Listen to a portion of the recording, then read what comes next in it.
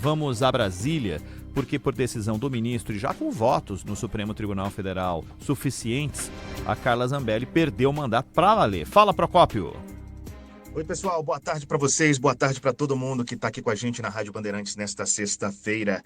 Sexta-feira essa movimentada no Poder Judiciário e lá no horizonte a gente já consegue ver mais uma rusga, mais uma dor de cabeça entre Poder Judiciário e Poder Legislativo. Porque o ministro Alexandre de Moraes colocou já a voto e já temos maioria para o Supremo Tribunal Federal derrubar a decisão da Câmara dos Deputados dada durante essa semana sobre a deputada Carla Zambelli. Ela que foi condenada por aquele caso da invasão do sistema do Conselho Nacional de Justiça e depois dessa condenação ela fugiu do Brasil e acabou sendo presa na Itália. Está rolando, inclusive, todo o processo de extradição da deputada para o Brasil para que ela cumpra essa pena de 10 anos de prisão, pouco mais de 10 anos. E nesse período, entre a análise da Câmara dos Deputados e essa condenação, ela foi condenada por outro caso, aquele em que ela perseguiu um homem no segundo turno das eleições de 2022 com uma arma pelas ruas de São Paulo.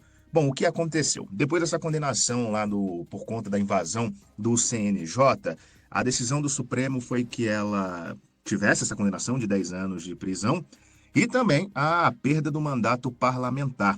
Isso acabou indo para a Câmara dos Deputados, o ofício chegou na Câmara dos Deputados e a presidência de Hugo Mota decidiu pautar para ver se os parlamentares iriam derrubar essa decisão do Supremo Tribunal Federal.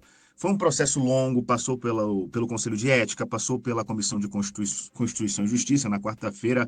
Inclusive, teve um relatório que pedia absolvição da deputada, ele não foi aprovado. Depois teve um que pedia a cassação do mandato, esse foi aprovado. Esse relatório foi para o plenário da Câmara e por lá 227 votos foram favoráveis para tirar o mandato de Carla Zambelli, mas eram necessários 254. Então, de acordo com a decisão da Câmara dos Deputados, a parlamentar não perde o mandato.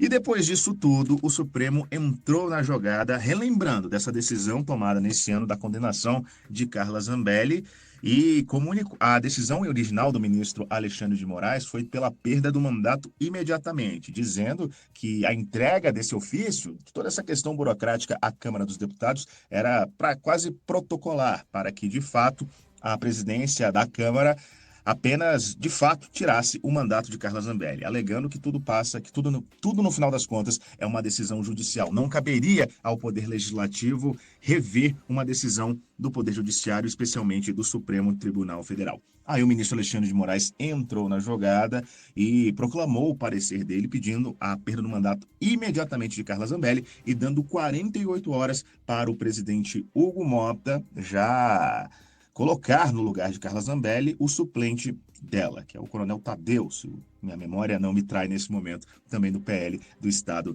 de São Paulo. E esse caso, essa decisão monocrática de Alexandre de Moraes, foi referendada agora há pouco pelo plenário da primeira turma do Supremo. Tivemos o voto do relator, ministro Alexandre de Moraes, também de Cristiano Zanin e Flávio Dino. Resta apenas o voto da ministra Carmen Lúcia. Lembrando que a primeira turma do Supremo, diferente de em outros casos, agora tem 4 ministros, porque o ministro Luiz Fux, que fazia parte dessa turma, pediu para ir para a segunda turma. E nesse momento temos 10 ministros no STF, não 11, por conta da aposentadoria de Luiz Roberto Barroso e pelo fato do nome de Jorge Messias ainda não ter sido aprovado pelo Senado Federal. Então, pessoal, resumidamente, depois daquela mobilização da oposição dentro da Câmara dos Deputados para tentar manter o mandato de Carla Zambelli, veio a decisão judicial do Supremo Tribunal Federal decidindo pela perda imediata do mandato da deputada condenada já em 2 esferas, mas esse trâmite todo é somente sobre o caso do CNJ. Vamos ver como é que vai ser essa relação do Supremo com o Legislativo, em especial com a Câmara dos Deputados nesses próximos dias. É claro, a oposição ao governo, principalmente alguns parlamentares que sempre focaram na figura de Alexandre de Moraes, andam reclamando bastante, criticando bastante. Vamos ver como é que vai ser o termômetro dessa discussão agora no final do ano de 2025. Volto com vocês. Valeu, Procópio. Obrigado. Eu li o posicionamento de vários juristas e muitos falam especificamente da Constituição de 1988, que estabelece a perda do mandato parlamentar por sentença condenatória com trânsito em julgado. É o que a maioria dos juristas deu como opinião quando questionado sobre a decisão do ministro Alexandre de Moraes. Queria te ouvir, Zaidan. O Ronald, primeiro, seria muito importante que, em vez de gritar, né, que o ministro é psicopata e tal, o Sóstenes Cavalcante, que usou essa adjetivação, ele poderia usar o único recurso lógico e aceitável e decente, que é mostrar o artigo da Constituição que demonstra, que prova que a decisão do Supremo Tribunal Federal é indevida e que o Supremo Tribunal Federal não tem o direito de tomar essa medida. Mostra o artigo. Acabou a discussão. A discussão estará encerrada e ele sairá vencedor.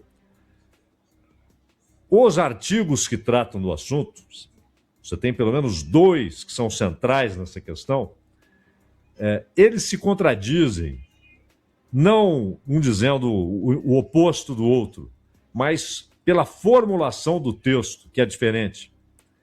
Tanto, Ronald, que essa questão precisou de o Supremo formar jurisprudência. Foi necessário que o Supremo formasse jurisprudência.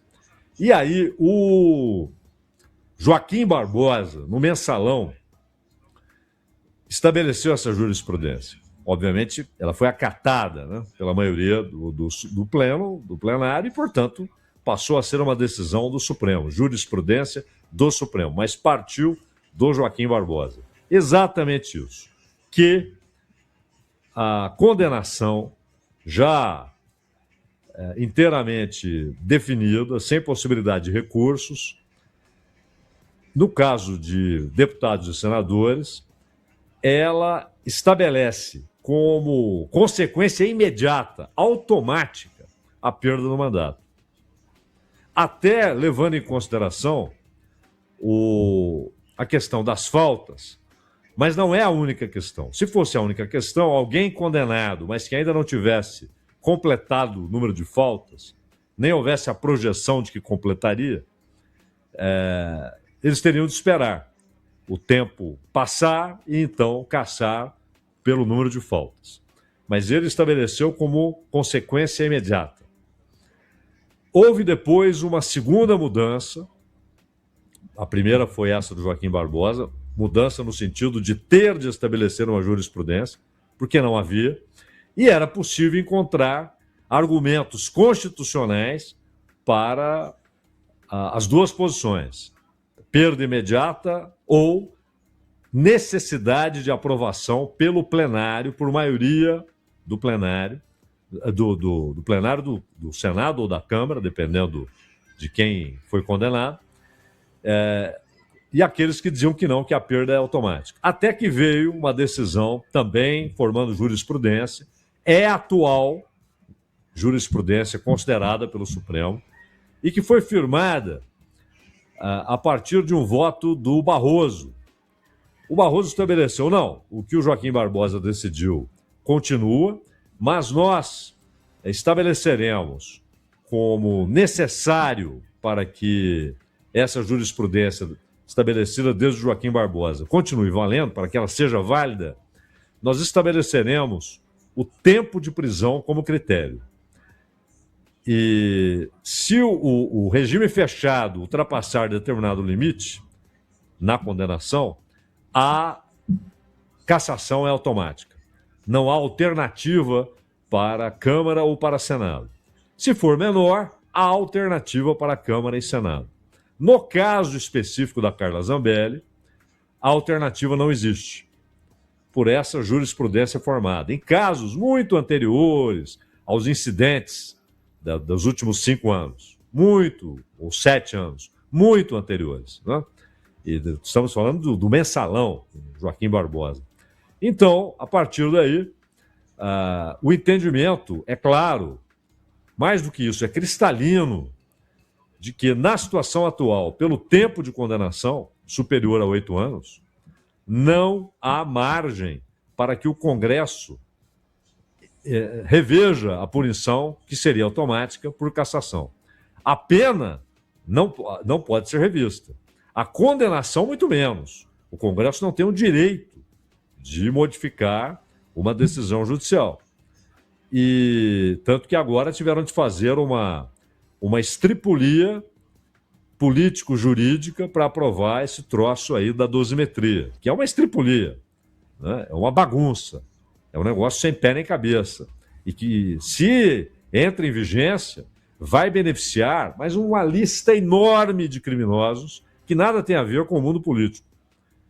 Bons advogados, mas facilmente conseguirão estender essa mudança para quem cometeu outros crimes, inclusive crimes violentos, crimes contra o transporte público, incêndio e até crimes contra mulheres, dependendo da circunstância do crime.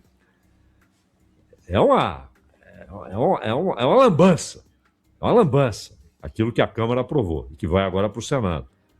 Agora, essa decisão do Alexandre de Moraes, agora respaldada por Flávio Dino, Zanin e...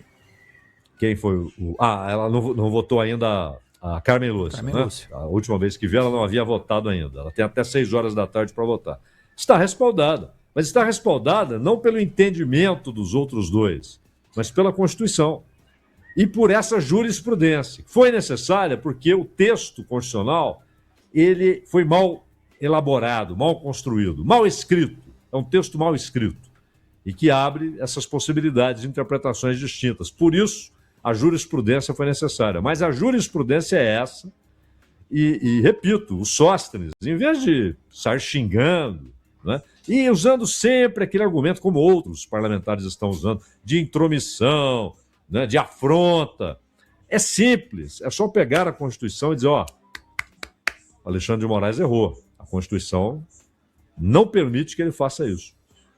O Supremo comete erros cavalares, né? O mais recente no caso do Banco Master. Erros seríssimos, seríssimos. O outro foi o do Gilmar, que depois recuou. Na história de só o procurador-geral pode entrar com uma denúncia contra o ministro do Supremo pedindo sua remoção. Isso é um erro bárbaro.